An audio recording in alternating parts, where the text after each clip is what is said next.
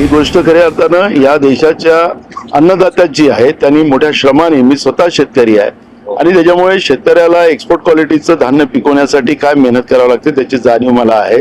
त्यामुळे या सगळ्या गोष्टीची भरपाई राज्य सरकार आणि केंद्र सरकारने करावी ही भूमिका आम्ही उद्या विधानसभेत मांडणार।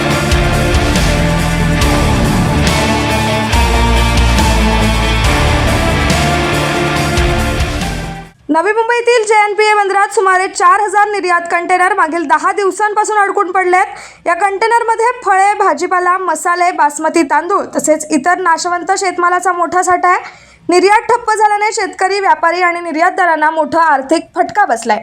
या पार्श्वभूमीवर महाराष्ट्र काँग्रेसचे प्रदेशाध्यक्ष नाना पटोले यांनी JNPA बंदराची पाहणी केली आहे। शेतकऱ्यांचे मोठे नुकसान होत असल्याने पंतप्रधानांना पत्र लिहून मदतीची मागणी करणार असल्याचे पटोले यांनी सांगितले। तसेच केंद्र आणि राज्य सरकारने या परिस्थितीची तातडीने दखल घ्यावी अशी मागणीही त्यांनी केली आहे। बघा, ज्या पद्धतीनं इराण, इस्रायल आणि अमेरिकेचं युद्ध सुरू झाल्यानंतर केंद्र सरकारने जे काही शेतकऱ्यांचं नुकसान असतील, इथले लोकल व्यापाऱ्यांचं नुकसान असतील, या सगळ्या गोष्टीची दखल घेण्याची गरज होती। पण केंद्र सरकारने या सगळ्या गोष्टीवर लक्ष घालण्यापेक्षा आपल्याला लक्षात असेल की या ठिकाणी हजारो कंटेनर आता पडलेले आहेत। त्याच्यामध्ये भाजीपाला असेल, कांदे असतील, केळी असतील, तांदूळ असेल, सगळ्या गोष्टी इथं मोठ्या प्रमाणात आहे।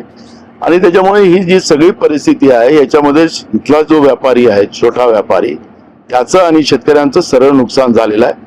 आणि उद्या मी प्रधानमंत्री नरेंद्र मोदींना स्वतः पत्र लिहिणार आणि त्याच्यामध्ये ही सगळी माहिती अवगत करणार, कारण की ही गोष्ट कुठलं राजकीय नाही, ही गोष्ट खऱ्या अर्थानं या देशाच्या अन्नदात्याची आहे। त्यांनी मोठ्या श्रमाने, मी स्वतः शेतकरी आहे आणि त्याच्यामुळे शेतकऱ्याला एक्सपोर्ट क्वालिटीचं धान्य पिकवण्यासाठी काय मेहनत करावी लागते त्याची जाणीव मला आहे।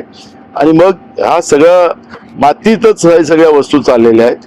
त्यामुळे या सगळ्या गोष्टीची भरपाई राज्य सरकार आणि केंद्र सरकारने करावी ही भूमिका आम्ही उद्या विधानसभेत मांडणार। Bureau report, APMC news.